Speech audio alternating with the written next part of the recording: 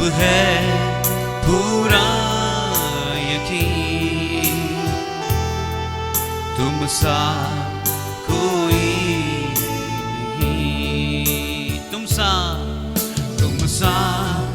कोई नहीं, तुम सा कहीं नहीं। अब है पूरा यकीन, तुम सा कोई नहीं। अंधेरों में तू रोशनी है, तू ही मंजिल, तू रास्ता भी है। तू है जहां न कुछ कमी है, तेरा ही नाम जिंदगी है। अंधेरों में तू रोशनी है, तू ही मंजिल, तू रास्ता भी है। तू है जहां न कुछ कमी है, तेरा ही नाम जिंदगी। आइए अपने हाथ जोड़ कहे हालेलुया, हालेलुया,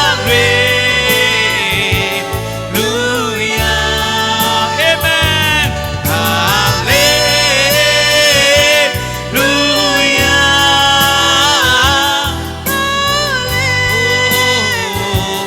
हालेलुया, हालेलुया। तुम सा कोई नहीं, तुम सा कहीं नहीं। अब है पूरा यकीन, तुम सा कोई नहीं, तुम सा कोई नहीं, तुम सा कहीं नहीं। अब है पूरा यकीन, तुम सा कोई नहीं। हालेलुया, तेरा धन्यवाद। आइए क्षण अपने हाथ उठाएं, प्रभु को धन्यवाद करें। प्रभु जैसा कोई नहीं है। हालेलुया। और हमारे जीवन से प्रभु तुझे महिमा मिले, हमारे जीवन से तुझे महिमा मिले, तेरा नाम ऊंचा हो जाए राजा। तू सर्वश्रेष्ठ है, सर्वोच्च है। हालेलुया। एक क्षण अपने हाथ को हम स्वर की ओर उठाएं और कहें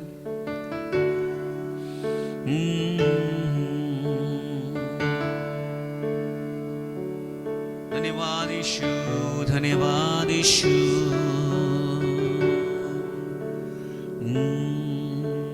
जलाल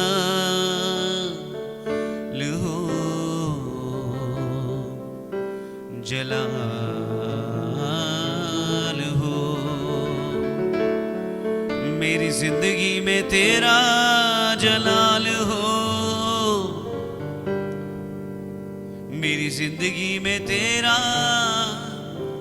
जलाल हो।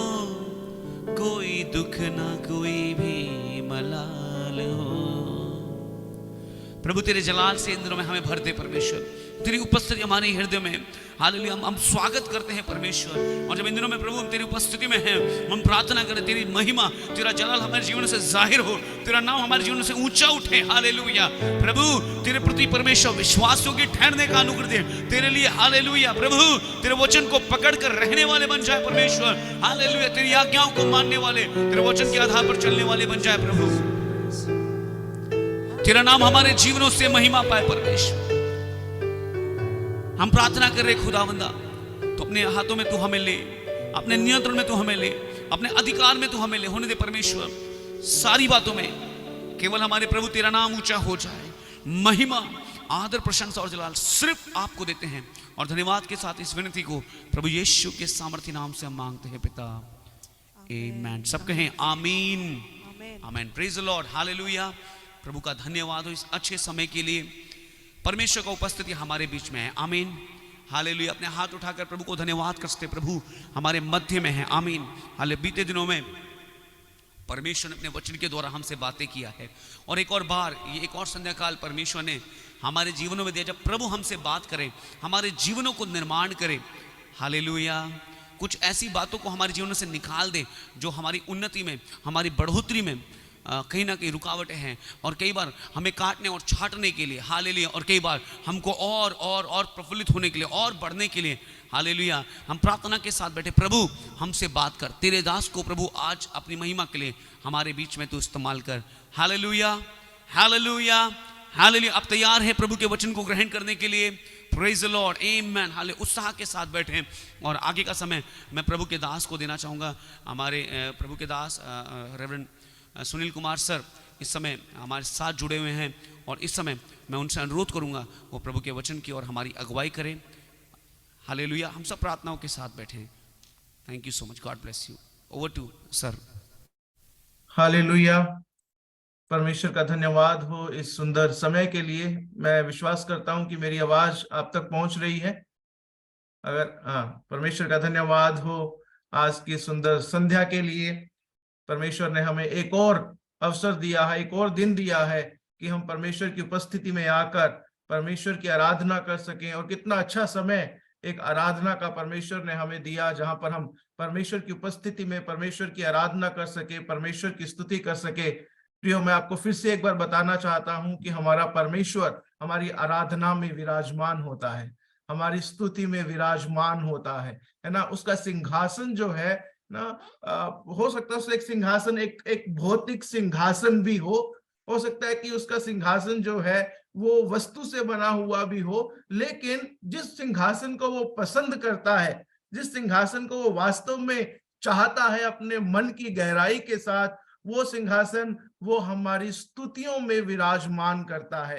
वो सिंहासन को हमारी स्तुतियों में लगाता है और वहां पर वो बैठना पसंद करता है। और मैं परमेश्वर का धन्यवाद करता हूं कि मनुष्य ना, मिट्टी की एक रचना होने के बावजूद भी, मिट्टी से बने हुए ना एक जीव होने के बावजूद भी, परमेश्वर मनुष्यों से इतना प्रेम करता है कि परमेश्वर हर बात से बढ़कर, हर चीज से बढ़कर मनुष्यों से अपनी आराधना लेना पसंद करता है और उसमें अपनी उपस्थिति को दर्ज करना पसंद करता है। और इस बात के लिए मैं परमेश्वर का बहुत बहुत धन्यवाद करता हूं। एक बात जो हमेशा, जो इन दिनों में परमेश्वर मुझ में डाल रहा है कि मैं मेरठ की कलीसिया को, दुआ का घर की कलीसिया को कहूं, बार बार परमेश्वर जो मुझसे कह रहा है वो ये है कि परमेश्वर दुआ का घर की कलीसिया को, और जितने आज हम सब लोग यहाँ पर बैठे हुए हैं, एक नए स्तर पर लेकर जाना चाहता है। He wants to take us to a new level। एक नए स्तर पर वो हमें लेकर जाना चाहता है, चाहे वो हमारे व्यक्तिगत जीवन में हो, चाहे वो हमारे कलीसियाई जीवन में हो, चाहे वो हमारे नौकरी के जीवन में हो, चाहे वो परमेश्वर के साथ हमारे संबंध में हो, चाहे वो हमारे फाइनेंसेस में हो, चाहे वो हमारे आत्मिकता में हो। परमेश्वर हमें एक नए स्तर पर पहुंचाना चाहता है ना। जब हम पोस्टर को देखते हैं तो वहां पर लिखा हुआ है अ ईयर ऑफ विक्ट्री, विजय का वर्ष। और विजय का वर्ष कैसे हमें प्राप्त होगा? जब तक हम अगले स्तर तक पहुंचेंगे नहीं, जब तक हम नए लेवल तक, नेक्स्ट लेवल तक नहीं पहुंचेंगे, तब तक हम उस विजय तक नहीं पहुंच सकते। इसलिए आज मैं आपको रिमाइंड करना चाहता हूं, परमेश्वर के आत्मा की ओर से मैं आपको बताना चाहता हूं कि परमेश्वर की योजना, विशेषकर जो इन दिनों फास्टिंग प्रेयर में हम लोग बैठे हुए हैं ना, परमेश्वर की उपस्थिति में हम लोग बैठे हुए हैं, परमेश्वर की उपस्थिति को खोज रहे हैं ना, अपने भोजन को छोड़कर, शायद एक समय के या 2 समय के भोजन को छोड़कर अपने समय को ना त्याग करके दोपहर को, शाम को 1.5 घंटा 2 घंटा परमेश्वर की उपस्थिति में बैठ रहे हैं, प्रियो मैं आपको विश्वास दिलाना चाहता हूं, ये समय हमारा जो है वो व्यर्थ नहीं होने वाला है। ये समय हमारा ऐसे ही खोने वाला नहीं है। जो त्याग हम परमेश्वर के लिए कर रहे हैं, वो त्याग परमेश्वर, उसका एक परिणाम, उसका एक प्रतिफल परमेश्वर हमें देना चाहता है। और वो प्रतिफल क्या है? That he wants to take us to a new level. परमेश्वर हमें एक नए स्तर पर लेकर जाना चाहता है, हमारी सोच विचारों के एक नए स्तर पर, हमारी आराधना करने के एक नए स्तर पर, हमारे परमेश्वर के वचन को पढ़ने के एक नए स्तर पर, लोगों को सुसमाचार सुनाने के एक नए स्तर पर, हमारी बातचीत करने के एक नए स्तर पर परमेश्वर हमें अगला स्तर देना चाहता है, नेक्स्ट लेवल देना चाहता है। और आज मैं आपको उसी के लिए, उसी के विषय में मैं आज आपसे बात करना चाहता हूं। हम में से कितने लोग हैं जो उस नए स्तर पर जाने के लिए तैयार हैं? हम में से कितने लोग हैं जो उस स्तर तक जाने के लिए तैयार हैं? जिन्होंने स्क्रीन खोली हुई है, मैं उनके हाथ देखना चाहता हूं। क्या हम सब लोग नए स्तर तक जाने के लिए तैयार हैं? ठीक है, मैं विश्वास करता हूं जिन्होंने स्क्रीन नहीं खोली है उन्होंने भी अपने हाथों को उठाया है, और वो भी एक नए स्तर तक, एक नए लेवल तक पहुंचना चाहते हैं। लेकिन अब मेरा प्रश्न आपसे एक और है, यहां पर एक और प्रश्न है। हम सब लोग नए स्तर पर जाना चाहते हैं, नए स्तर पर जाने के लिए तैयार हैं, लेकिन क्या हम नए स्तर पर जाने के लिए तैयारी के साथ हैं? तैयार तो हैं हम लोग, है ना, तैयार तो हैं हम लोग, लेकिन क्या हम तैयारी के साथ हैं? दूसरे शब्दों में इंग्लिश में कहूं तो इस प्रकार, we are ready to go to a new level, but are we prepared to go to a new level?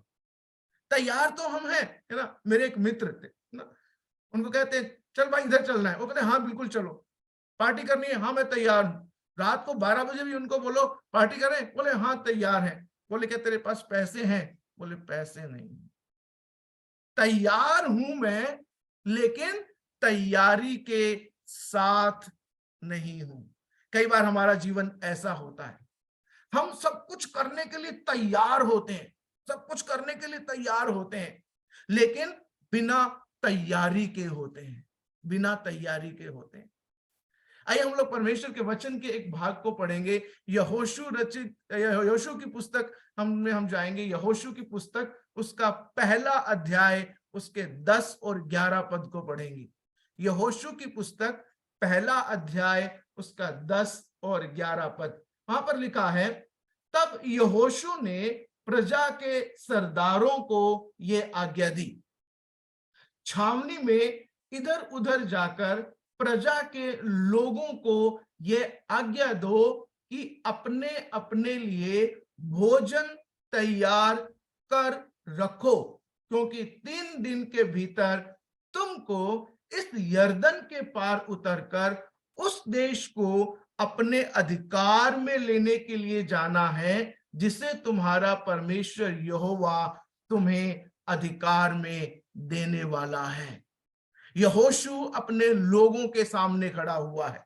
यहोशू कौन है? एक नया अगुवा है इजराइल की प्रजा का, क्योंकि मूसा का समय खत्म हो गया। परमेश्वर ने मूसा को अपने पास बुला लिया। यहोशू को परमेश्वर ने नियुक्त किया, और 1 से लेकर 9 पद तक यहोशू को परमेश्वर ने आज्ञाएं दी, उसको इंस्ट्रक्शंस दिए कि कैसे कैसे उसे काम करना है, किस प्रकार उसे परमेश्वर के वचन का पालन करना है, किस प्रकार उसे परमेश्वर की आज्ञाओं को मानना है। ये सारे इंस्ट्रक्शंस देने के बाद अब यहोशू अपने लोगों की तरफ मुड़ता है और उनसे बात करता है। बहुत से दिन हो गए थे कि इजराइल के लोग एक ही जगह पर हैं। कई सालों तक उस जंगल में भटकने के बाद वो एक जगह पर वहां पर बैठे हुए हैं, और वहां से उनके सामने यर्दन नदी है, और यर्दन नदी को जब वो पार कर लेंगे तो वो देश है जो परमेश्वर ने उनके अधिकार में देने की प्रतिज्ञा की है। अब यहोशू उनसे कहता है, मुझे पता है कि तुम लोग उस देश में जाने के लिए तैयार हो। मैं जानता हूं, क्योंकि इतने दिन जंगल में भटकने के बाद हम लोग यहाँ पर बैठे हुए हैं, हम सब लोग तैयार हैं। लेकिन इसके साथ साथ, क्योंकि हमें यरदन को पार करके उस देश में जाना है जो परमेश्वर ने हमें दिया है, हमें एक तैयारी के समय की जरूरत है। और वो कहता है 3 दिन के भीतर हमें ये करना है। इसलिए उसने अपने प्रजा के लोगों के सरदारों को क्या कहा कि अपने अपने लिए भोजन तैयार कर रखो। जो तैयारी का समय है, वो अब समय आ गया है कि हम तैयारी कर लें कि हम इस पार से उस पार को जाने के लिए तैयार हो जाएं। इस पार जो है, इस पार का जो देश है, वो देश है जहां पर हम लोग यात्रा करते हुए आए हैं। उस पार का देश जो है, वो एक नए स्तर का देश है, एक नया लेवल है जहां पर हम जाएंगे। इस जगह पर हम लोग घुमक्कड़ लोग हैं, हम लोग जंगल में घूमने वाले लोग हैं, लेकिन उस पार पहुंचते ही हमारा लेवल क्या हो जाएगा? हम उस देश के अधिकारी बनने वाले हैं, हम उस देश के वारिस बनने वाले हैं, हम उस देश को अधिकार में लेने वाले हैं। इसलिए तुम क्या करो? इसीलिए तुम अभी से, 3 दिन है हमारे पास, लेकिन तुम अभी से तैयारियां करना शुरू कर दो, तैयारियां करना शुरू कर दो। वैसे ही जिस प्रकार परमेश्वर इन्हें एक भौतिक देश में ले जाने के लिए तैयार कर रहा था, वैसे ही परमेश्वर हमें एक आत्मिक देश में ले जाने के लिए तैयार कर रहा है ना? हमें एक आत्मिक कनान में ले जाने के लिए तैयार कर रहा है, एक स्वर्गीय देश में पहुंचाने के लिए परमेश्वर हमें तैयार कर रहा है। वहां पर हम कहेंगे कि हम में से कितने लोग हैं जो अनंत जीवन को जाने के लिए, अनंत जीवन को पाने के लिए तैयार हैं। हम सब लोग अपने हाथों को खड़ा करेंगे, हाँ हम अनंत जीवन को पाने के लिए तैयार है। लेकिन यदि हम लोग पूछते हैं कितने लोगों ने अनंत जीवन को पाने के लिए तैयारी कर रखी है, तो हम कंफ्यूज हो जाते हैं। हमें कैसी तैयारी करनी है, हमें क्या करना है, क्या हमें करना है उस अनंत जीवन में को पाने के लिए? हम तैयार तो हैं, लेकिन उसके लिए हमें क्या करना है, क्या क्या तैयारियां करनी है? परमेश्वर उसके वचन के, उस वचन के बस के बारे में बहुत कुछ बताता है कि कैसे हम अपने आप को तैयार कर सकते हैं। Yes, we are ready, but are we prepared? हाँ, हम तैयार हैं, पर क्या हम तैयारी के साथ हैं? हम इस तैयारी के महत्व को थोड़ा और समझेंगे और फिर हम लोग आगे आएंगे कि कैसे हम लोग इस तैयारी को पूरा कर सकते हैं। मत्ती रचित सुसमाचार उसके 25 पद में, उसके 25 अध्याय में यदि आप आते हैं तो वहां पर 10 कुंवारियों के विषय में एक दृष्टांत कहा गया है। प्रभु यीशु मसीह ने 10 कुंवारियों के विषय में कहा, बोला कि 10 स्वर्ग का राज्य उन 10 कुंवारियों के समान होगा जो अपनी मशालें लेकर दूल्हे से भेंट करने को निकली, है ना? 10 की 10 कुंवारियां दूल्हे से भेंट करने के लिए तैयार हैं, बिल्कुल रेडी है कि हम जाएंगी, हम उस दूल्हे से भेंट करेंगे। फिर लिखा है उनमें से 5 मूर्ख और 5 समझदार थी। मूर्खों ने अपनी मशालें तो ली, परंतु अपने साथ तेल नहीं लिया। जितना तेल उनकी मशालों में आ सकता था, उन्होंने उतना तेल उसमें डाला, उसे जलाया और उसको लेकर चल दी। लेकिन जो समझदार थी, उन्होंने क्या किया? समझदारों ने अपनी मशालों के साथ अपनी कुपियों में तेल भी भर लिया। मशालों में भी तेल भरा, मशालों को भी जलाया, परंतु उनके साथ साथ एक एक्स्ट्रा तेल को भी उन्होंने अपने साथ रखा। जो मूर्ख कुंवारियां थी, उन्होंने क्या किया? उन्होंने कहा हम तैयार हैं, है ना, हम सिर्फ तैयार हैं। लेकिन जो समझदार थी, उन्होंने कहा हम तैयार हैं और हम तैयारी के साथ हैं। We are ready and we are prepared, है ना? हम तैयार हैं और हम तैयारी के साथ हैं। इसलिए उन्होंने उन कुप्पियों में भी तेल भरा और मशालों में भी तेल भरकर उन्हें जलाया। और जब दूल्हे के आने में देर हुई तो जो उन मूर्ख कुंवारियों का जो तेल था वो वहां खत्म हो गया, लेकिन जो 5 समझदार कुंवारियां थी जो तैयारी के साथ आई थी, जिन्होंने इसके लिए तैयारी की थी, जिन्होंने इसके विषय में पहले से सोचा था कि हाँ हो सकता है हमें अधिक तेल की जरूरत पड़े, उनको वो अवसर मिला कि वे दूल्हे के साथ अंदर प्रवेश कर सके। और जब दूल्हे के आने का समय हुआ, उन मूर्ख कुंवारियों के पास तेल घट गया, उनका तेल खत्म हो गया और वो तेल को ढूंढने के लिए इधर उधर भागने लगी, और उतने में दूल्हा आ गया और वो दूल्हे के साथ प्रवेश नहीं कर सकी। घर से निकली क्यों थी? दूल्हे से मिलने के लिए। घर से निकली क्यों थी? क्योंकि वो तैयार थी दूल्हे से मिलने के लिए, तैयार थी, लेकिन तैयारी के साथ नहीं थी। लेकिन दूसरी 5 कुंवारियां थी जो तैयार थी। Yes, we are ready but we are prepared also, हम तैयारी के साथ भी हैं। और जब दूल्हा आया, दूल्हे ने देखा ये तैयार भी है और इनकी तैयारी भी है, चलो इनको जो है हम अंदर लेकर चलते हैं। और वो दूल्हे के साथ उन्होंने अंदर प्रवेश किया। क्या हम तैयार हैं? हाँ, हम नए लेवल तक जाने के लिए तैयार हैं। पर क्या हम तैयारी के साथ हैं? क्या हमने तैयारी कर रखी है? क्या हमने वो सारी प्रिपरेशन कर रखी है जो हमें नए लेवल तक लेकर जाएगी? है ना। मेरे एक फ्रेंड थे, हम लोग बाइबल कॉलेज में पढ़ रहे थे, है ना। मेरे एक फ्रेंड थे, हम लोग एक सेमिनार में गए, वहां पर छोटे छोटे समूह में बांट दिया गया।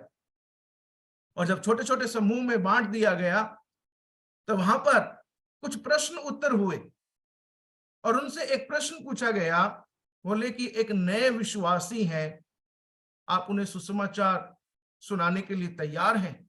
बोले हाँ जी, मैं उन्हें सुसमाचार सुनाने के लिए तैयार हैं। तो बोले आप समझ लीजिए कि मैं नया विश्वासी हूं, आप मुझे सुसमाचार सुनाइए।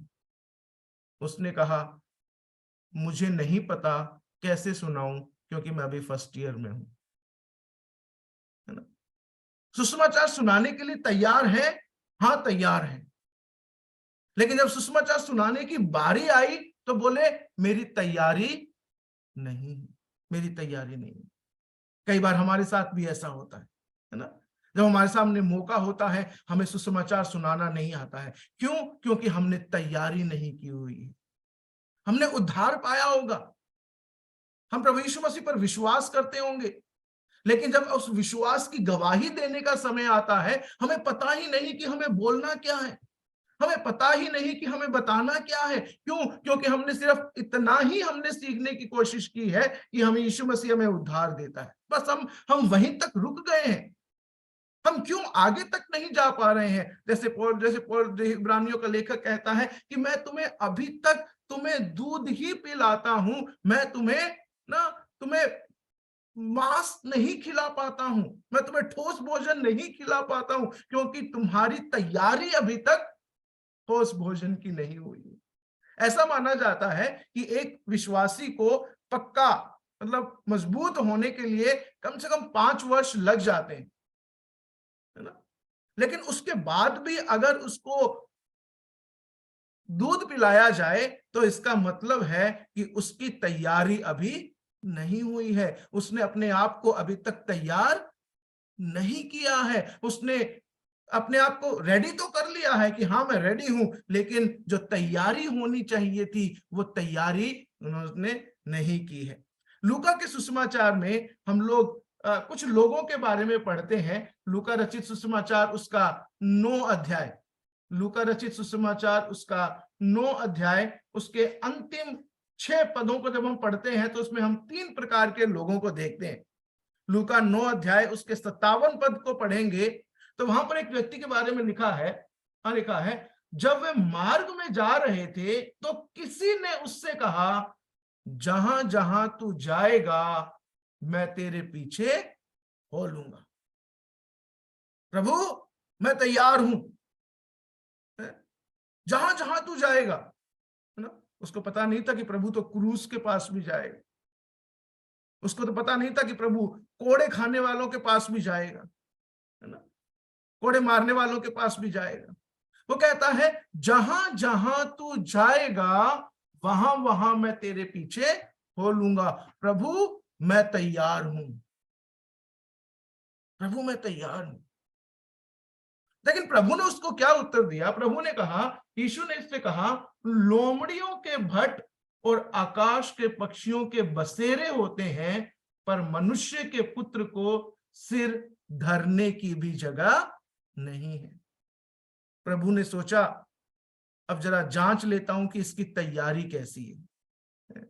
तैयार तो है ये, बड़ा जोश के साथ आया है ना, बड़े जोश के साथ आया है। प्रभु जहां जहां तू जाएगा वहां वहां मैं तेरे पीछे हो लूंगा। अब प्रभु उसकी जरा तैयारी को जांचता है, उसकी प्रिपरेशन को जांचता है।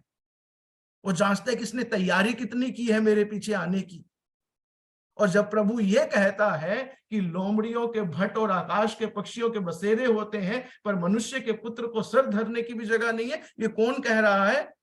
जिसने पूरे ब्रह्मांड को बनाया है ना, जिसका सब कुछ है ना। कुलुस्सियों की पत्री कहते हैं, इसी के द्वारा और इसी के लिए सब कुछ बनाया गया है ना। वो मनुष्य का पुत्र, वो प्रभु यीशु मसीह कह रहे हैं, मेरे पास तेरे को देने के लिए कुछ नहीं है। उसके बाद इस व्यक्ति का कोई उल्लेख वहां पर नहीं है। कोई उसने हाँ बोला या उसने ना बोला कि प्रभु ठीक है कि प्रभु ठीक नहीं है, कुछ भी उसका प्रत्युत्तर वहां पर हम नहीं देखते। और हम यही समझ सकते हैं कि इस जवाब से उसे बड़ी निराशा हुई होगी, क्योंकि वो तो यही सोच के आया था कि जब प्रभु के पीछे चलूंगा तो सब कुछ मिलेगा। वो तो तैयारी के बिना आया था कि ये बात भी मुझे सुनने को मिल सकती है। क्या ये बात भी मुझे सुनने को मिल सकती है? उसके बाद उसने कहा होगा, प्रभु क्षमा करें, मैं अपने रास्ते जा रहा हूं, है ना। कई बार हम ऐसे तैयार होके आते हैं ना, बड़ा समर्पण दिखा के आते हैं, प्रभु जहां जहां तू जाएगा वहां वहां मैं तेरे पीछे हो लूंगा, प्रभु मैं तैयार हूं, प्रभु मैं ये करने के लिए तैयार हूं। लेकिन प्रभु जांचता है कि हमारी तैयारी कैसी है ना। प्रभु जांचता है। संडे के दिन, है ना, हम लोग बहुत समर्पण के साथ खड़े होते हैं, लेकिन प्रभु किसमें इंटरेस्टेड है? प्रभु इंटरेस्टेड है कि हमारा Monday, Tuesday, Wednesday, Thursday, Friday, Saturday कैसा है ना, कि वो हमारा कैसा है, कि वो हमने हमारा तैयारी के साथ है या नहीं है, क्या हमने उन दिनों में तैयारी की है या नहीं है, या फिर हम लोग संडे वाले दिन सिर्फ 2 घंटे जो है अपने आप को तैयार दिखाते हैं और ये दिखाने की कोशिश करते हैं कि हाँ मैंने सारी तैयारी कर ली। फिर एक और व्यक्ति है, प्रभु यीशु ने उससे कहा, मेरे पीछे हो ले। उसने कहा, हे प्रभु मुझे पहले जाने दे कि अपने पिता को गाड़ दूं। ये एक तैयारी की बात कर रहा है, लेकिन ये कैसी तैयारी की बात कर रहा है? ये सांसारिक तैयारी की बात कर रहा है। प्रभु पहले मेरी जिम्मेदारियां खत्म हो जाएं, जब मेरी जिम्मेदारियां खत्म हो जाएंगी उसके बाद मैं तेरे पीछे हो लूंगा, उसके बाद मैं तेरे पीछे हो लूंगा। लेकिन प्रभु इन सांसारिक जिम्मेदारियों की बात नहीं कर रहा है, क्योंकि प्रभु हमें एक आत्मिक देश में पहुंचाना चाहता है। प्रभु ने हमारे लिए एक आत्मिक मंजिल को रखा हुआ है। प्रभु हमारी आत्मिक तैयारियों को जांचना चाहता है। फिर एक और तीसरा व्यक्ति वहां पर है 61 पद में, वहां पर लिखा, एक और ने भी कहा, हे प्रभु मैं तेरे पीछे हो लूंगा, पर पहले मुझे जाने दे कि अपने घर के लोगों से विदा ले आऊं। यहां पर भी एक और व्यक्ति है जो कहता है कि प्रभु मैं तेरे पीछे हो लूंगा, लेकिन वो भी बिना तैयारी के है, वो भी तैयारी के साथ नहीं है। ऐसे समय में हमने जब इन उदाहरणों को देखा, हमने 10 कुंवारियों के उदाहरणों को देखा, हमने वहां पर यहोशू के उदाहरण को देखा, हमने यहाँ पर इन 3 लोगों के उदाहरण को देखा कि कैसे ये लोग जो है ना 10 में से 5 कुंवारियां तैयारी के साथ थी। यहोशू अपने लोगों को कह रहा है कि तैयारी करो। यहाँ पर 3 लोग जो है वो बिना तैयारी के यीशु के पीछे चलने की कोशिश कर रहे हैं। तो हमारे मन में एक प्रश्न आता है कि हम कैसे तैयारी कर सकते हैं? एक नए लेवल पर जाने के लिए हम कैसे तैयारी कर सकते हैं? किस प्रकार हम लोग तैयार हो सकते हैं उसके लिए? How can we be prepared? सबसे पहली बात उसके लिए मैं आपको बताना चाहूंगा, एक नाम के मसीही बनकर ना जिए। सबसे पहली बात, केवल अपने नाम के पीछे ना मसीही लगा लेना या फिर कोई इंग्लिश नाम रख लेना या सिर्फ सिर्फ इस प्रकार का जीवन जो है, एक ना केवल नाम का मसीह बनकर नहीं जीना, बल्कि एक सक्रिय मसीही जीवन जीना हमें अगले स्तर तक लेकर जा सकता है। Being an active Christian can take us to the next level. इब्रानियों की पत्री उसका 10 अध्याय, इब्रानियों की पत्री उसका 10 अध्याय उसका 19 से 25 पद तक जब हम पढ़ते हैं तो वो हमें बताता है कि हमें किस प्रकार का एक मसीही जीवन जीना चाहिए। वहां पर लिखा है ना, इब्रानियों का लेखक कहता है, इसलिए हे भाइयों प्लस बहनों, और वो किनको कह रहा है? जो इब्रानियों की पत्री जो लिखी गई है, ये गैर विश्वासियों को नहीं लिखी गई है, ये विश्वासियों को लिखी गई है जो अपनी सक्रियता को खो चुके थे, जो अपनी एक्टिवनेस को खो चुके थे, जो बिल्कुल पैसिव क्रिश्चियन बन गए थे, नाम के मसीह बन गए थे, क्योंकि उनके ऊपर बहुत सताव आ रहा था, बहुत कष्टों से होकर वो जा रहे थे, तो उन्होंने बोला सिर्फ एक नाम के मसीह बनकर जीना अच्छा है। तो उन लोगों को ये लिख रहा है, बोला इसलिए हे भाइयों, जब हमें यीशु के लहू के द्वारा उस नए और जीवते मार्ग से पवित्र स्थान में प्रवेश करने का हियाव हो गया है, जो उसने पर्दे अर्थात अपने शरीर में से होकर हमारे लिए अभिषेक किया है, और इसलिए कि हमारा ऐसा महान याजक है जो परमेश्वर के घर का अधिकारी है, तो आओ, एक इनविटेशन दे रहा है। इब्रानियों का लेखक विश्वासी गणों को, मसीही लोगों को एक नए स्तर पर जाने का, एक नए लेवल पर जाने का एक इनविटेशन दे रहा है। क्या कह रहा है? तो आओ हम सच्चे मन और पूरे विश्वास के साथ और विवेक का दोष दूर करने के लिए हृदय पर छिड़काव लेकर और देह को शुद्ध जल से धुलवाकर परमेश्वर के समीप जाएं, परमेश्वर के निकट जाएं, परमेश्वर के साथ निकटता का जीवन जिए। एक एक्टिव क्रिश्चियन लाइफ कैसे होती है? परमेश्वर के साथ एक निकट संबंध का जीवन जीने का लाइफ होता है। एक सक्रिय मसीह जीवन कैसा होता है? कि परमेश्वर के साथ एक क्लोज रिलेशनशिप, परमेश्वर के साथ एक निकट संबंध का जीवन, वो इनविटेशन दे रहा है। इब्रानियों के जो मसीही लोग हैं, जो विश्वास में आए हुए लोग हैं और अपने विश्वास को कहीं ना कहीं खो चुके हैं, एक नाम के मसीही बनकर जो जी रहे हैं, उनको कहता है आओ, क्योंकि परमेश्वर ने उस नए मार्ग को हमारे लिए खोल दिया है, उस पर्दे को अलग कर दिया है जो हमारे और परमेश्वर के बीच में था, जो एक रुकावट था, उसने अपने शरीर के द्वारा उसे दूर कर दिया है। इसलिए क्या करें? तो आओ सच्चे मन और पूरे विश्वास के साथ और विवेक का दोष दूर करने के लिए हृदय पर छिड़काव लेकर और देह को शुद्ध जल से धुलवाकर परमेश्वर के समीप आए। आज मैं दुआ का घर मेरठ की कलीसिया को, अपने आप को, हमें जितने भी सुनने वाले हैं, इन सबको एक इनविटेशन देना चाहता हूं।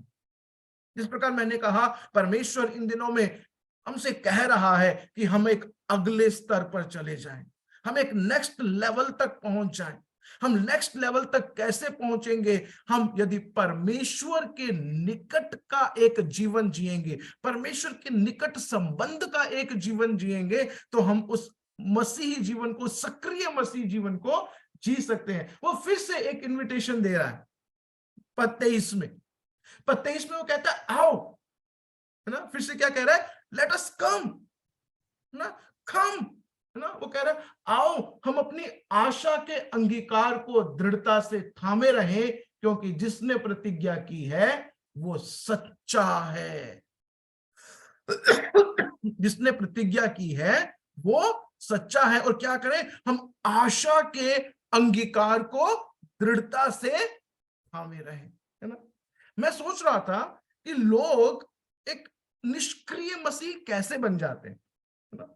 जब विश्वास में आते हैं बड़े मजबूत, बड़े दृढ़, है ना, बड़े जोश के साथ होते हैं। लेकिन धीरे धीरे धीरे धीरे ऐसा क्या हो जाता है कि वो जोश कहीं खो जाता है और हम केवल नाम के मसीह बनकर रह जाते हैं। हमारे जीवन में वो मसीह नहीं दिख पाता है। क्यों? क्योंकि हम अपनी आशा को खो देते हैं, है ना। जो जीवित आशा परमेश्वर ने हमें दी है, हम हमारे ना चिंताओं में, हम हमारे जीवन की भाग दौड़ में उस आशा को जब खो देते हैं तो हम नाम के मसीह रह जाते हैं। और इसलिए लेखक क्या कहता है, आशा के अंगीकार को दृढ़ता से थामे रहे। बोले जो आशा तुमने पहले दिन प्राप्त की थी जब तुमने मसीह को ग्रहण किया था, जिस आशा को तुमने उस दिन पाया था जब तुमने कहा था कि यीशु मसीह मेरा उद्धार करता है और मैं उस पर विश्वास करता हूं, उस आशा को कहीं तुमने लूज कर दिया है ना, तुम्हारे हाथ उस आशा पर लूज हो गए हैं ना, यू हैव लूजनड इट। पर वो कह रहा है कि आओ अब उस आशा के अंगीकार को फिर से दृढ़ता से थाम ले, क्योंकि जिसने प्रतिज्ञा की है वो सच्चा है। और प्रेम और भले कामों में उस्काने के लिए हम एक दूसरे की चिंता किया करें और एक दूसरे के साथ इकट्ठा होना ना छोड़ें। एक दूसरे के साथ इकट्ठा होना ना छोड़ें। कैसे एक्टिव मसीह बनेंगे? कैसे हम लोग सक्रिय मसीह बनेंगे? परमेश्वर के और निकट आने से और एक दूसरे के निकट आने से, परमेश्वर के साथ एक अच्छा संबंध रखने से और कलीसिया में एक दूसरे के साथ एक अच्छा संबंध रखने से। इकट्ठा होना ना छोड़े का मतलब है संगति करना ना छोड़े, कलीसिया में एक दूसरे के साथ मिलना ना छोड़े, कलीसिया में एक दूसरे की चिंता करना ना छोड़े, एक दूसरे की परवाह करें कलीसिया में। और जब हम ऐसा करेंगे, God is going to take us to a new level. परमेश्वर ना, मैं आपको आज एक सच्चाई बताता हूं, परमेश्वर कभी हमें वहीं छोड़ना नहीं चाहता जहां पर हम हैं, कभी वहीं छोड़ना नहीं चाहता। ये हम हैं जो एक जगह अटके रहना चाहते हैं। इतना बहुत है, संडे को चर्च जाते हैं, इतना बहुत है बस, है ना। सुबह 10 मिनट प्रार्थना कर लेते हैं, इतना बहुत है, हमें ज्यादा आत्मिक नहीं बनना है ना। शाम को 10 मिनट प्रार्थना कर लेते हैं, इतना बहुत है, हम कहते हैं इतना बहुत है बस, है ना। हमने अपने चारों तरफ एक सीमा बना दी है, हमने अपने आप को एक स्थान पर रख दिया है कि इतना बहुत है। लेकिन परमेश्वर कभी नहीं कहता है कि इतना बहुत है ना। वो जेम्स भाई के लिए, वो प्रमोद भाई के लिए, वो सरोज आंटी के लिए, है ना, वो हर एक के लिए, इंद्र सेन भाई के लिए, ब्रिजपाल भाई के लिए, है ना, पास्टर विपिन के लिए, है ना, हर एक के लिए क्या चाहता है? नेक्स्ट लेवल, अगला स्तर और अगला स्तर। जब अगले स्तर पर पहुंच जाएंगे बोले और अगला स्तर, और अगले स्तर पर पहुंच जाएंगे और अगला स्तर। परमेश्वर हमेशा हमें अगले स्तर तक पहुंचाना चाहता है, लेकिन वो ये भी चाहता है कि क्या हम उसके लिए तैयारी करते हैं? क्या हमारे मन में अगले स्तर तक जाने की इच्छा है? क्या हम उसके लिए परमेश्वर के साथ सहयोग करते हैं? Do we cooperate with God? क्या हम परमेश्वर के साथ सहयोग करते हैं? क्या हम परमेश्वर के समीप आने के लिए तैयार हैं? क्या हम एक दूसरे की परवाह करने के लिए तैयार हैं? क्या हम एक दूसरे के साथ इकट्ठा होने के लिए तैयार हैं? संक्षेप में कहूं तो क्या हम एक सक्रिय मसीह बनने के लिए तैयार हैं? नाम के नहीं, नाम के नहीं, है ना। परमेश्वर कभी हमें छोड़ना नहीं चाहता एक जगह पर।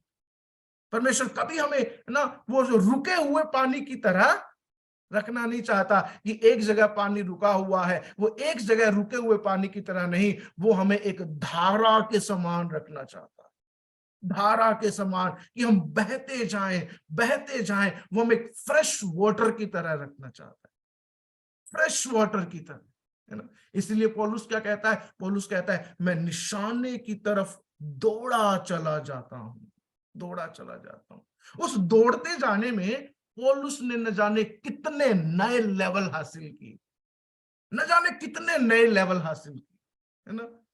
हर रोज, हर सप्ताह, हर महीने, हर वर्ष वो अगले लेवल की ओर बढ़ रहा था। वो ये नहीं कह रहा था कि बस हो गया, है ना।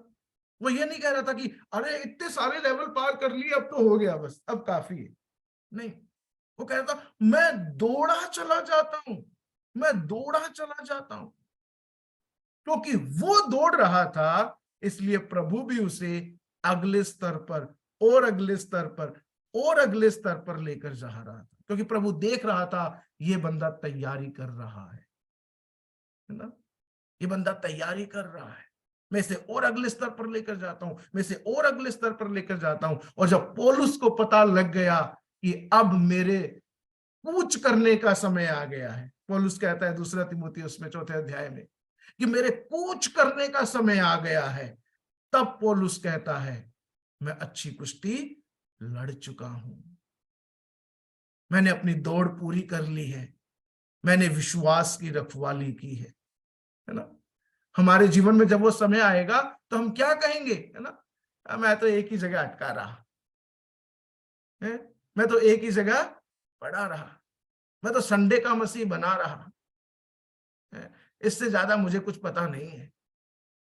नहीं, दुआ का घर की कलीसिया जीवंत कलीसिया बननी है, नए स्तर तक जाने वाली कलीसिया बननी है, नए और आयामों तक पहुंचने वाली कलीसिया बननी है। और उसके लिए क्या करना पड़ेगा, उसके लिए हमें तैयारी करनी पड़ेगी। तैयारी करके कैसे, परमेश्वर के समीप आना, एक दूसरे की परवाह करना, एक दूसरे के साथ संगति करना। ऐसे करके जब हम लोग एक सक्रिय मसीह जीवन जिएंगे तो परमेश्वर कहेगा इस बंदे ने तैयारी की है, इस भाई ने तैयारी की है, इस बहन ने तैयारी की है, मैं इसे अगले स्तर तक लेकर जाता हूं, मैं इसे अगले लेवल तक लेकर जाना चाहता हूं। दूसरा, कैसे हम लोग तैयारी कर सकते, मैंने उसमें पहला बिंदु बताया, बी एन एक्टिव क्रिश्चियन, है ना, सक्रिय मसीह बनकर। दूसरा जो है, एक सक्रिय देने वाला बनकर, by being an active giver. सक्रिय रूप से देने वाला बनने के द्वारा हम लोग तैयारी कर सकते हैं। अधिकतर हम लोग, हमारे मन में क्या चलता है, हम कैसे और ज्यादा प्राप्त कर सकते हैं, हम कैसे और ज्यादा पा सकते हैं। यदि आप बड़े बड़े नामों को, जिनको परमेश्वर ने बहुतायत के साथ इस्तेमाल किया, यदि आप उनके जीवनों के बारे में पढ़ते हैं, यदि आप पौलुस के जीवन के बारे में पढ़ते हैं ना, पौलुस के जीवन को यदि आप गहराई के साथ अध्ययन करते हैं, तो पौलुस का जीवन जो है वो देने वाला जीवन रहा है। पौलुस का जीवन ना कभी ऐसे करने वाला जीवन नहीं रहा, पौलुस का जीवन हमेशा ऐसे करने वाला, देने वाला जीवन रहा है। और पौलुस दूसरा कुरिन्थियों में उसका 9वां अध्याय उसके 7 पद में भी इस प्रकार से कहता है। दूसरा कुरिन्थियों 9 अध्याय उसके 7 पद में पौलुस कहता है, हर एक जन जैसा मन में ठाने वैसा ही दान करे, ना कुड़ के और ना दबाव से, क्योंकि परमेश्वर हर्ष से देने वाले से प्रेम रखता है। कैसे देने वाले से?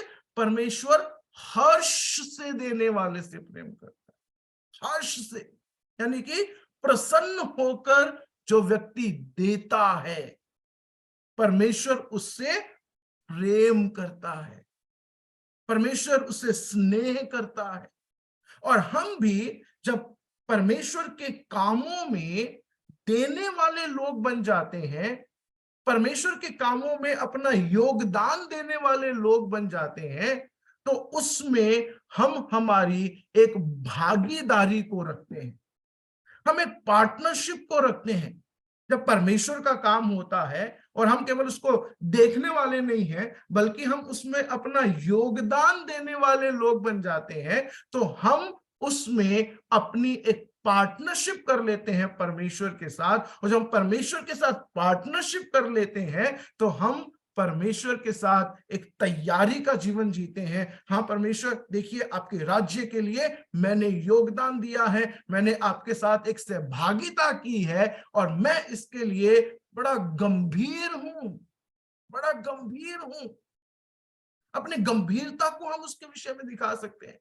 प्रेरितों के काम 20 अध्याय उसका 35 पद में भी, प्रेरितों के काम 20 अध्याय 35 पद में जब पौलुस इफिसुस के प्राचीनों को उपदेश दे रहा है तो उसमें वो एक बहुत अच्छी बात बताता है। 35 पद में लिखा है, मैंने तुम्हें सब कुछ करके दिखाया कि इस रीति से परिश्रम करते हुए निर्बलों को संभालना और प्रभु यीशु के वचन स्मरण रखना अवश्य है, जो उसने आप ही कहा है, लेने से देना धन्य है।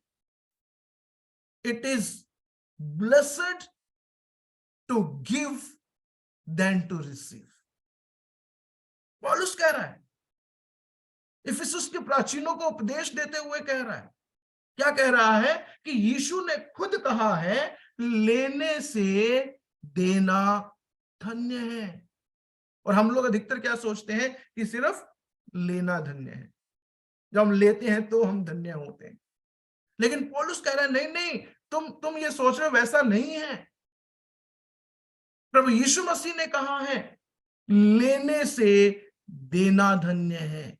और जब हम देते हैं परमेश्वर के काम के लिए तो हम क्या करते हैं, हम उसमें अपनी सहभागिता को दर्शाते हैं, अपनी पार्टनरशिप को दर्शाते हैं। और अपनी पार्टनरशिप को दर्शाने के द्वारा क्या दिखाते हैं, परमेश्वर, I am serious about your work. मैं तेरे काम के प्रति गंभीर हूं, मैं तेरे काम के प्रति सचेत हूं, मैंने तेरे काम को ऐसे ही नहीं छोड़ दिया है। मैं सिर्फ तेरे काम को सिर्फ देखने वाला नहीं हूं या सिर्फ प्रार्थना करने वाला नहीं हूं, प्रार्थना करने के साथ साथ मैं उसमें अपनी एक सहभागिता को भी दर्शा रहा हूं। तो कैसे तैयारी कर सकते हैं? सबसे पहली बात मैंने बताई कि हम लोग एक सक्रिय मसीही जीवन जीकर हम लोग एक तैयारी का जीवन जी सकते हैं। दूसरा हमने यहां पर देखा कि हम लोग एक सक्रिय देने वाले बनकर, एक्टिव गिवर बनकर हम लोग परमेश्वर के साथ अपने जीवन में एक तैयारी का जीवन जी सकते हैं। तीसरी और अंतिम बात मैं आपको बताता हूं कि हम लोग एक सक्रिय खोजने वाले का बनकर, एक सक्रिय रूप से खोजने वाला बनकर, by being an active Sikar of God, परमेश्वर को सक्रिय रूप से खोजने वाले बनकर, कि परमेश्वर मैं तुझे खोजने वाला हूं, परमेश्वर मैं तेरी खोज करने वाला हूं। राजा दाऊद अपने भजन में पहला इतिहास की पुस्तक उसका 16 अध्याय उसके 11 पद में देखिए क्या लिखता है। पहला इतिहास की पुस्तक 16 अध्याय और उसके 11 पद में, यहोवा और उसकी सामर्थ की खोज करो, यहोवा और उसकी सामर्थ की खोज करो, उसके दर्शन के लिए लगातार खोज करो। दाऊद जो कहता है, हे परमेश्वर मैं तेरे भवन में रहने पाऊं, तेरी सुंदरता पर मैं ना अपनी दृष्टि किए रहूं, उसको निहारता रहूं, वो यहां पर क्या कह रहा है, यहोवा और उसकी सामर्थ की खोज करो, यानी कि यहोवा की खोज करो और उसकी सामर्थ की खोज करो। जब राजा यहोशाफात मुश्किल में पड़ गया तो उसने यहोवा को खोजा, वो यहोवा की खोज में लग गया। यहां पर राजा दाऊद कह रहा है, यहोवा की खोज करो, उसके दर्शन के लिए लगातार खोज करते रहो। और जब हम लगातार यहोवा को खोजते रहेंगे, लगातार उसके सीकर बने रहेंगे, लगातार उसे सीख करते रहेंगे, उसे खोजते रहेंगे, उसे ढूंढते रहेंगे, हम लोग कभी भी एक निष्क्रिय व्यक्ति नहीं बन सकते, हम कभी भी उदास व्यक्ति नहीं बन सकते, हम कभी भी निराश व्यक्ति नहीं बन सकते, है ना। इस प्रकार दाऊद हमेशा परमेश्वर को खोजता रहा, उसकी खोज में लगा रहा, वैसे ही हमारा जीवन भी इसी प्रकार परमेश्वर की खोज में लगा रहना चाहिए। और परमेश्वर खुद कहता है यदि तुम मुझे खोजोगे तो मैं तुम्हें बड़ी आशीष दूंगा। दूसरा इतिहास उसका 7 अध्याय उसके 14 पद में क्या कहता है? परमेश्वर खुद कहता है यदि मेरी प्रजा के लोग, जैसे हम लोग हैं, दूसरा इतिहास उसका 7 अध्याय उसके 14 पद में परमेश्वर कहता है यदि मेरी प्रजा के लोग, यानी हम लोगों से कह रहा है, आज उसकी प्रजा के लोग हम लोग हैं। बोले यदि मेरी प्रजा के लोग जो मेरे कहलाते हैं दीन होकर प्रार्थना करें और मेरे दर्शन के खोजी होकर अपनी बुरी चाल से फिरें, यदि वे मेरे दर्शन के खोजी हो जाएं तो मैं क्या करूंगा? वो कहता है तो मैं स्वर्ग से उनका पाप क्षमा करूंगा और उनके देश को ज्यों का त्यों कर दूंगा। यदि हम लोग परमेश्वर को खोजने वाले लोग बन जाएं, यदि हम परमेश्वर के खोजी लोग बन जाएं, हमारा जीवन परमेश्वर को खोजने वाला जीवन बन जाए, तो परमेश्वर कहता है मैं तुम्हारे जीवन को बदल डालूंगा, मैं तुम्हारे जीवन को बिल्कुल बदल डालूंगा, परिवर्तित कर दूंगा जब तुम मुझे खोजने वाले लोग बन जाओगे। नए नियम में मत्ती 6 अध्याय उसके 33 पद में लिखा है पहले उसके राज्य और धर्म की खोज करो, seek ye first the kingdom of God, seek ye first the kingdom of God and his righteousness, उसके धर्म और उसके राज्य की खोज करो तो ये सब वस्तुएं तुम्हें मिल जाएंगी। जिन वस्तुओं के पीछे हम लोग भागते रहते हैं, जिन वस्तुओं की खोज में हम लोग लगे रहते हैं ना, हम परमेश्वर को छोड़कर वस्तुओं की खोज में लगे रहते हैं। परमेश्वर कहता है यदि तुम मुझे खोजोगे तो ये वस्तुएं तुम्हें ऐसे ही मिल जाएंगी, ये तो उसका प्रतिफल के रूप में मिल जाएंगी। तो 3 बातें मैंने आपको आज बताई हैं कि कैसे हम लोग तैयारी के साथ अपने जीवन को जी सकते हैं। सिर्फ तैयार होने का जीवन नहीं, बल्कि तैयारी का जीवन, एक सक्रिय मसीह बनकर, है ना, एक सक्रिय मसीह बनकर। भाई साहब को फोन ना करना पड़े, हाँ जी कितने हफ्ते हो गए आप आए नहीं, 3 हफ्ते से नहीं आए आप लोग, ओ भाई साहब हम भूल गए थे आना, भाई साहब ये हो गया था, भाई साहब वो हो गया था। ऐसे वाले मसीह ना बने, है ना। हम लोग इंतजार करें कलीसिया की सभाओं का, हम लोग इंतजार करें कि कैसे हम लोग इकट्ठे हों, हम इंतजार करें कि कैसे हम लोग और आगे मसीह जीवन में बढ़ सके, हम इंतजार करें परमेश्वर के साथ एक निकट संबंध रखने का, हम इंतजार करें एक दूसरे के साथ एक निकट संबंध रखने का। दूसरा, परमेश्वर के राज्य में अपना सहयोग देने के द्वारा, परमेश्वर के राज्य में बढ़ चढ़कर हिस्सा लेने के द्वारा, अपनी सहभागिता करने के द्वारा हम तैयारी का जीवन जी सकते हैं। तीसरा, परमेश्वर के सक्रिय खोजी बनकर हम लोग तैयारी का जीवन जी सकते हैं, है ना। सक्रिय खोजी बनकर, ऐसे वैसे नहीं, है ना, सुबह शाम 10-10 मिनट वाले नहीं, सक्रिय खोजी बनकर, परमेश्वर के वचन की गहराई में जाने वाले लोग बनकर, परमेश्वर के वचन को सीखने वाले लोग बनकर, परमेश्वर के वचन को सीखकर दूसरों को सिखाने वाले लोग बनकर, है ना।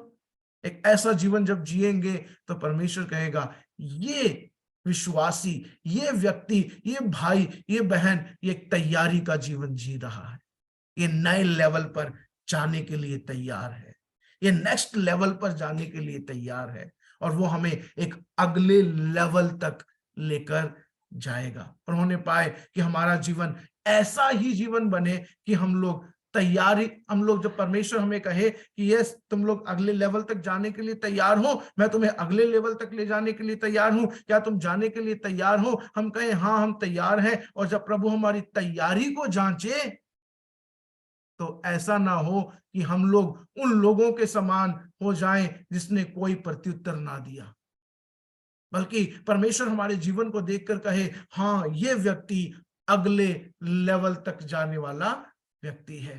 हाँ, ये अगले लेवल तक जाने वाली एक बहन है, ये अगले लेवल तक जाने वाली एक स्त्री है। और जब परमेश्वर हमारे जीवन को देखे तो वो यही कहे कि इसके जीवन में मैंने तैयारी का जीवन देखा है, तैयारी का जीवन देखा है।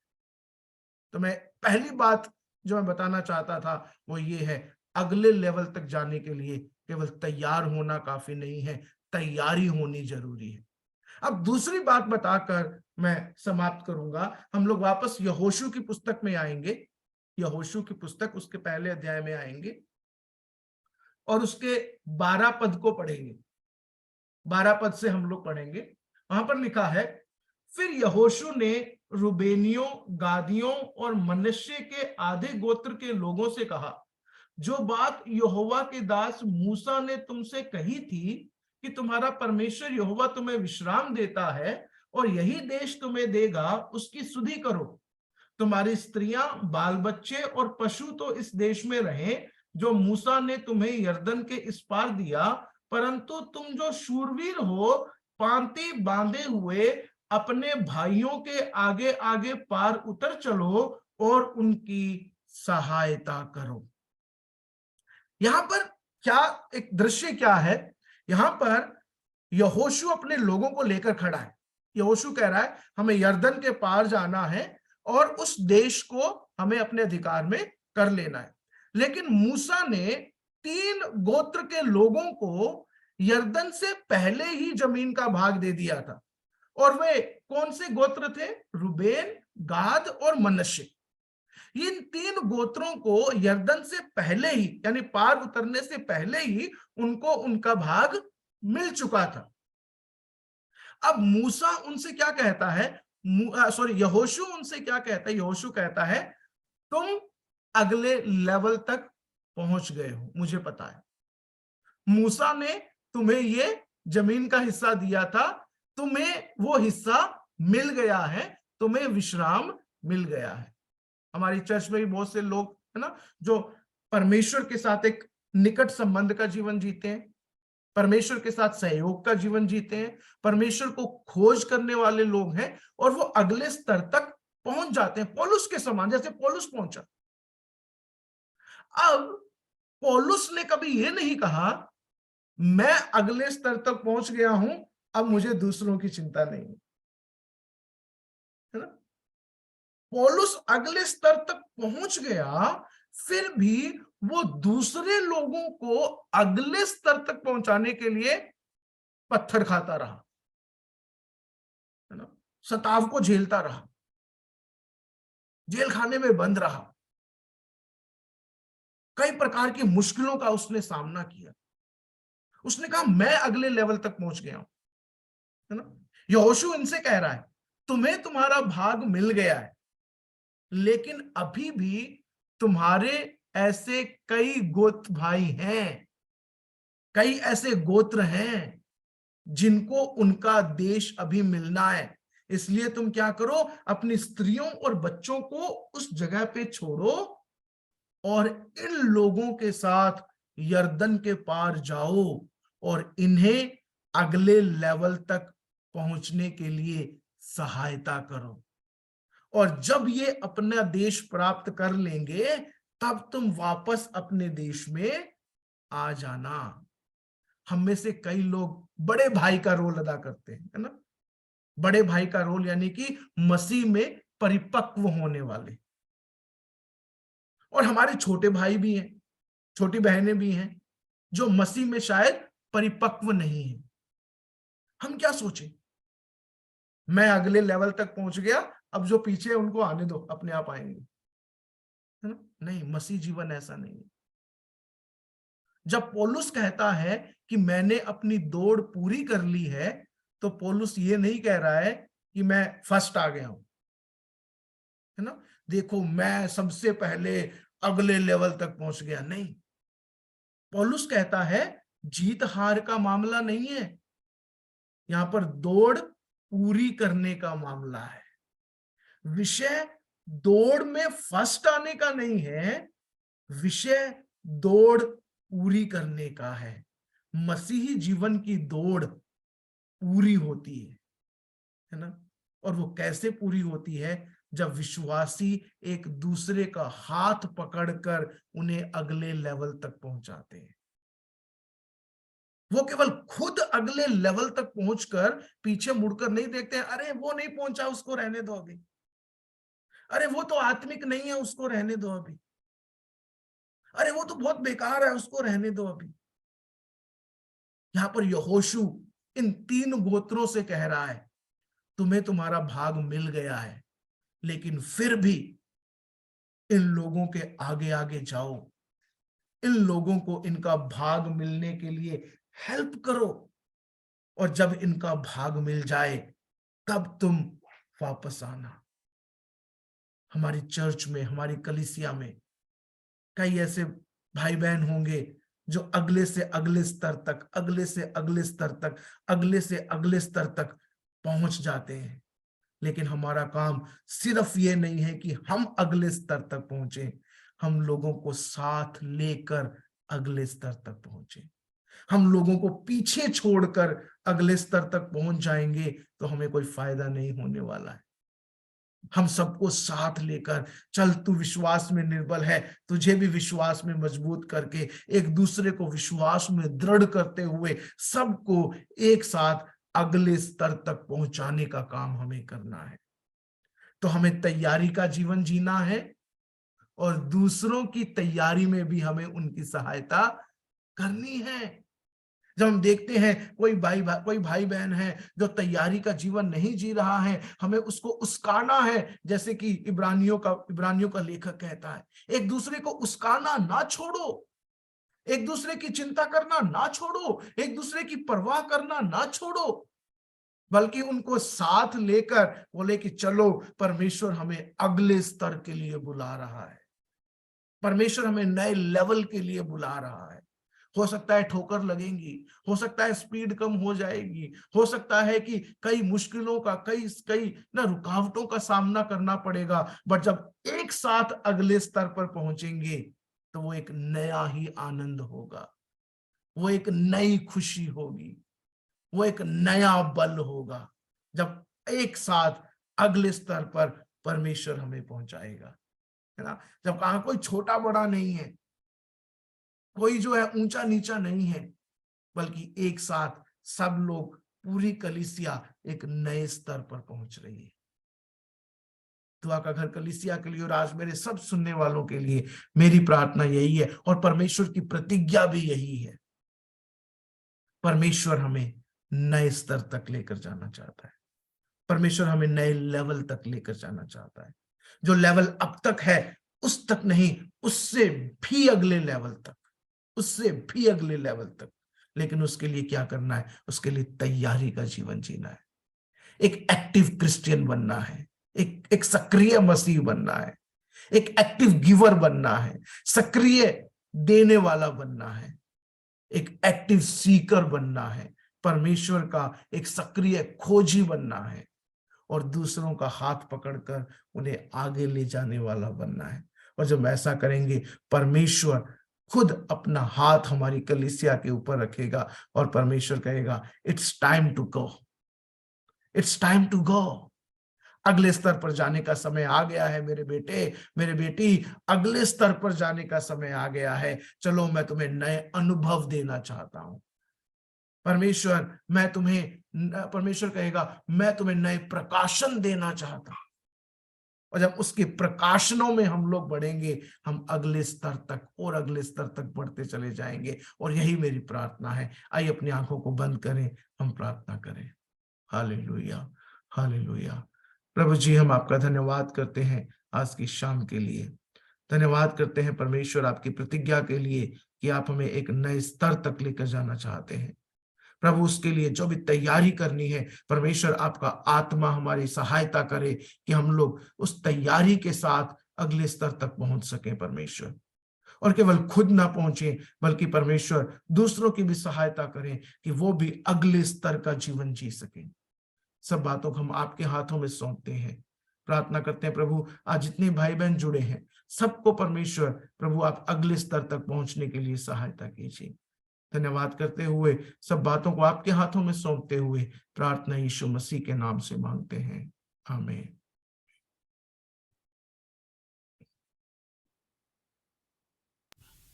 आमेन। Thank you sir, thank you so much sir उस अच्छे वचन के लिए। आइए मिलकर हम प्रभु को धन्यवाद करें। हालेलुया। प्रभु का धन्यवाद करें, प्रभु के नाम को धन्यवाद दें। हालेलुया। परमेश्वर ने हमसे बात किया है। परमेश्वर चाहते हैं हालेलुया कि हम केवल तैयार होकर, सिर्फ तैयार होकर ना, पर हम तैयारी के साथ जिए। हम तैयार हैं, केवल ये कहने वाले ना बने, परंतु हालेलुया हम अब तैयारी करें, हम तैयार होकर जिए। Hallelujah, hallelujah, hallelujah. जैसे प्रभु के दास ने हमें समझाया, सिखाया। Hallelujah, hallelujah. दूसरों को भी तैयार होने में मदद करें। Hallelujah, hallelujah, hallelujah. Thank you Jesus, thank you Jesus. आइए एक क्षण हम धन्यवाद करें और इस समय हम प्रभु के दास के लिए क्षण प्रार्थना करें। हालेलुया। प्रभु अपने दास को अपने हाथों में ले। प्रभु का धन्यवाद, प्रभु ने अपने दास को हमारे मध्य इस्तेमाल किया है। इस वचन के आधार पर अपने आप को हम समर्पित करें और प्रभु का धन्यवाद करें। प्रभु के दास के लिए आइए क्षण प्रार्थना करें। प्रभु अपने दास को तू और आशीष दे और इस्तेमाल कर और अपनी महिमा से भर। प्रभु आपका अनुग्रह, आपका रहम, आपका सहायता प्रभु आपके दास के जीवन के ऊपर मांग रहे परमेश्वर पिता। प्रभु हम आपके चरणों पर आते पिता, एक और बार आपको धन्यवाद करते परमेश्वर पिता आज के इस दिन के लिए प्रभु, जिसमें प्रभु आपके दास के द्वारा प्रभु आपने हमसे बात किया कि प्रभु हमें तैयारी की आवश्यकता है। Hallelujah, hallelujah, hallelujah. हम केवल कहने वाले ना हो कि हम तैयार हैं, परंतु हम तैयारी के साथ जीने वाले हो जाए परमेश्वर पिता। हम तुझे खोजें। हालेलुया। हम तेरे राज्य में हालेलुया परमेश्वर पिता बोएं परमेश्वर पिता, और हालेलुया हम दूसरों की भी सहायता करें कि परमेश्वर पिता वो भी तेरे अनुग्रह में बढ़ते चले जाएं, वो भी तुझे खोज पाएं, वो भी तेरे प्रेम में, तेरी निकटता में तैयारी के साथ अपने जीवन को जी पाए परमेश्वर पिता।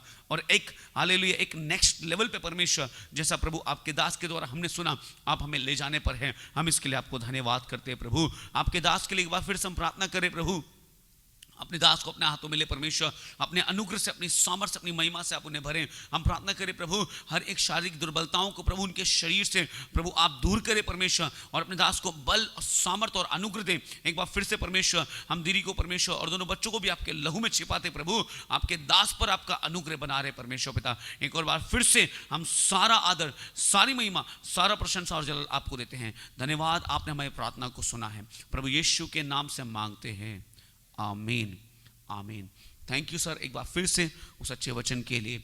और हम कल फिर कल सुबह 11 से लेकर 2 बजे तक के लिए हम फिर से हमारे इस भवन में इकट्ठा हो जाएंगे प्रभु की आराधना के लिए, प्रभु की महिमा के लिए। और फिर कल संध्या काल में हम शाम को 7 बजे से फिर प्रभु की महान उपस्थिति में प्रभु के वचन से सुनेंगे। प्रभु आप सबको आशीष दे, सबको जय मसीह की। God bless you all.